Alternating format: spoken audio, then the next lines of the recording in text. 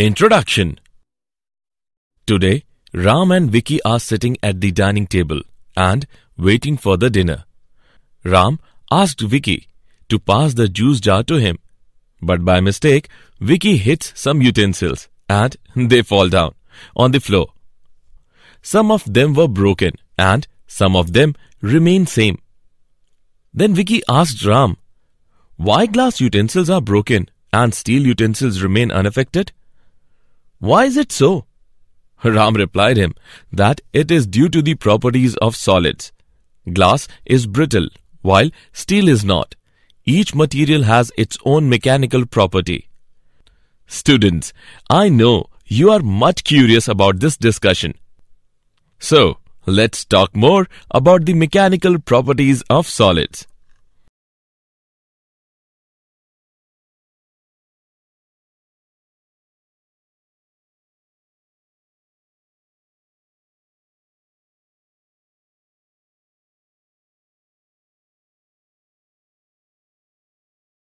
Objectives. At the end of this lesson, you will be able to define solids, know about elastic body and plastic body, understand elastic behavior of solids, define stress and strain, define Hooke's law, analyze stress-strain curve, calculate elastic moduli, calculate Poisson's ratio, know the applications of elastic behavior of materials.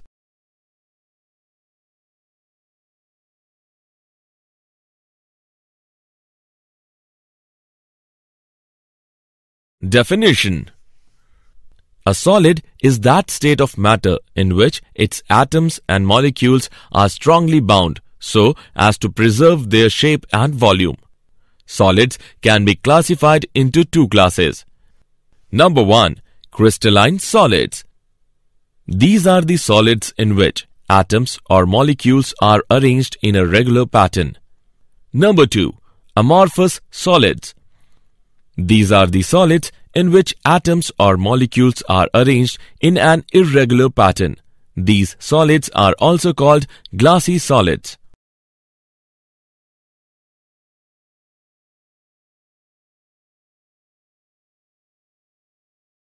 Elastic body and plastic body. A body that regains its original shape and size on the removal of deforming force within the elastic limit is called an elastic body. Elasticity is defined as the property of matter by virtue of which it regains its original shape and size after the removal of deforming force. A body that does not regain its original shape and size after the removal of deforming force is called a plastic body.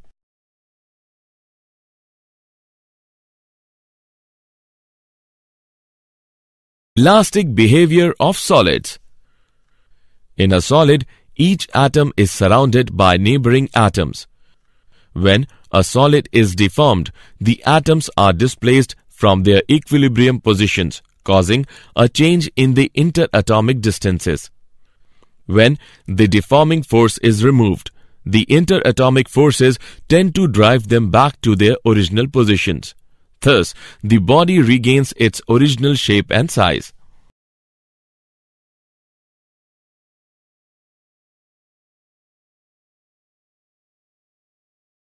Stress. Stress is defined as the restoring force per unit area set up in the body when deformed by an external force. Stress is equal to restoring force upon area.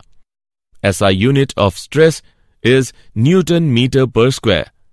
Stress is of two types: normal stress and tangential stress.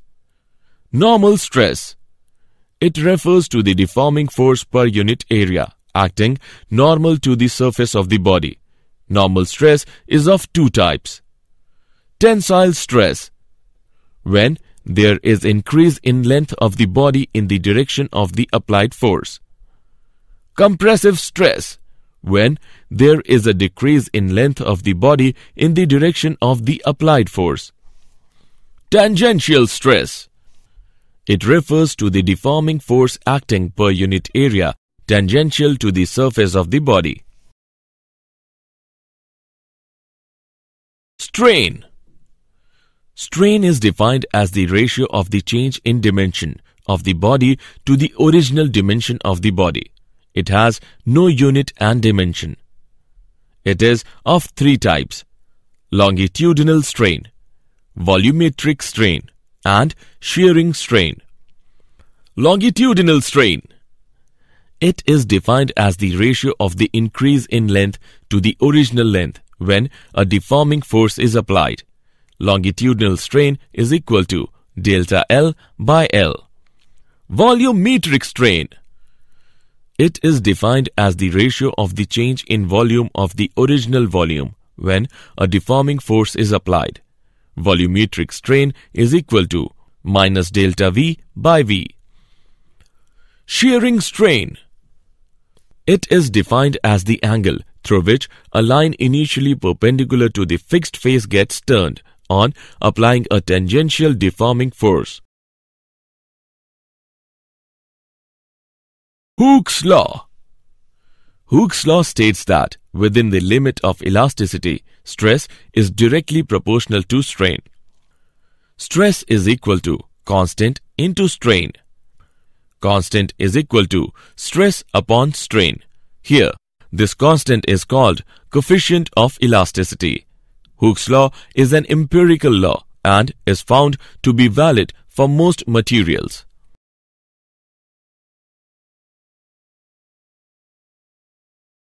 Stress-strain curve.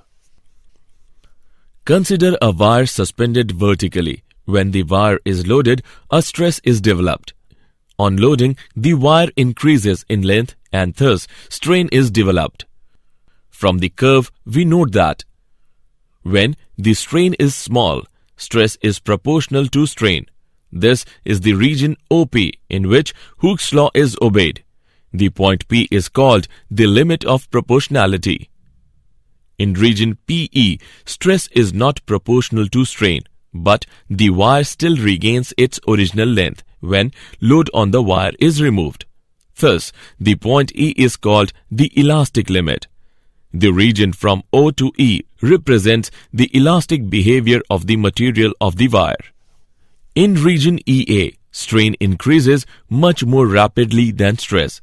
In this region, the wire does not regain its original length, even when the stretching force is withdrawn. Beyond A, even a small increase in stress produces a very large increase in strain. Beyond point B, the strain keeps on increasing even if the stretching force is removed and the wire breaks at C. The region E to C shows the plastic behavior of the material of the wire. Elastic moduli. The ratio of stress and strain is called modulus of elasticity. The modulus of elasticity are of three types: Young's modulus, shear modulus, and bulk modulus. Young modulus is defined as the ratio of normal stress to the longitudinal strain. It is represented by Y. Y is equal to normal stress upon longitudinal strain is equal to F into L divided by A into delta L, where F is equal to external normal force. Delta L is equal to change in length. L is equal to original length. The ratio of shearing stress to the corresponding shearing strain is called the shear modulus of the material and is represented by G.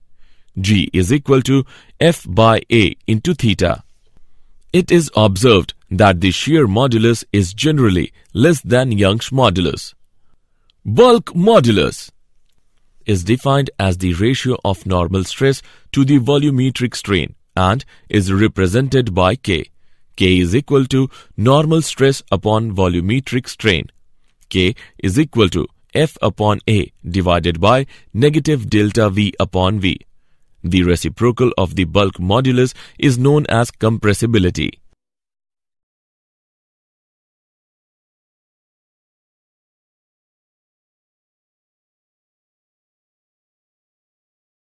Example.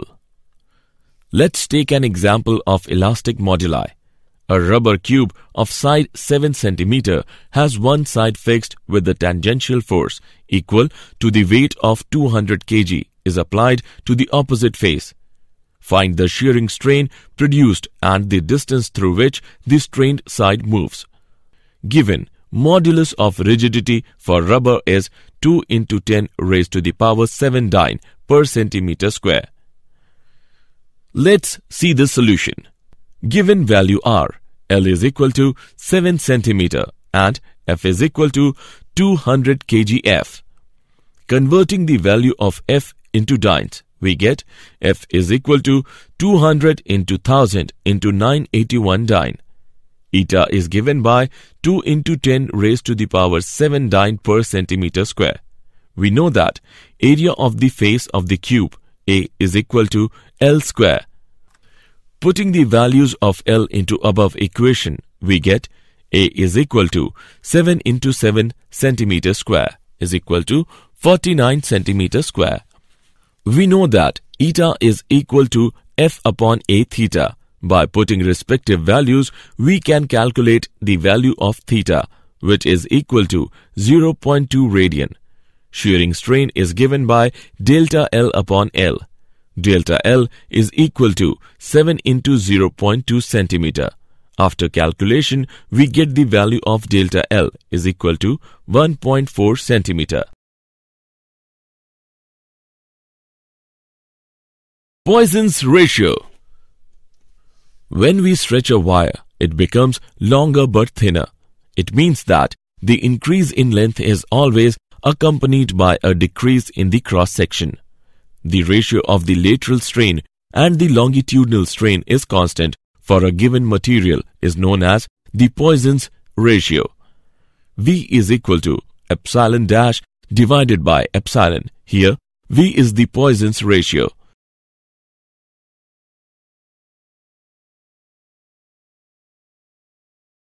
Application of elastic behavior of materials. Some materials regain their original form long after the removal of the deforming force. This delay is called elastic after effect. Generally, suspension are made of quartz whose elastic after effect is very small.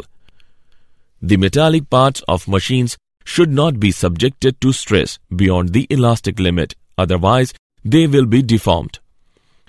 The railway track beam's cross-section is I in shape. It gives an advantage of lightness and the flanges are able to withstand the compression and tension force due to loading. The thickness of the metallic rope needed to lift a given load is decided using the knowledge of elastic limit of the material of the rope and the factor of safety. While using a material, it is ensured that the working stress is always larger than its breaking stress. The difference is the safety factor.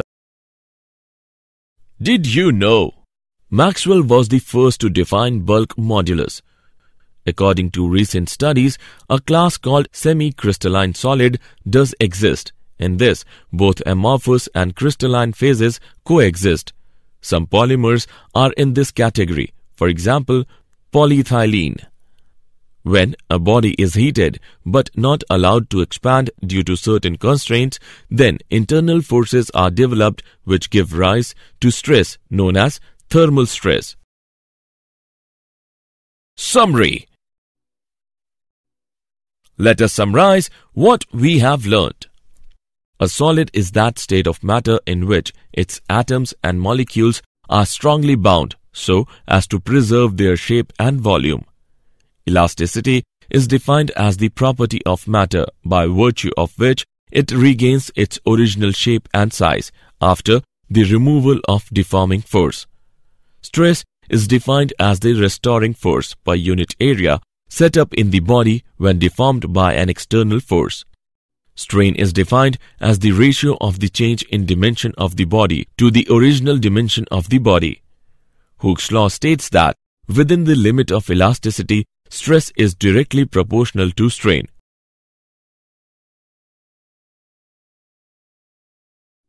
Young's modulus is defined as the ratio of normal stress to the longitudinal strain.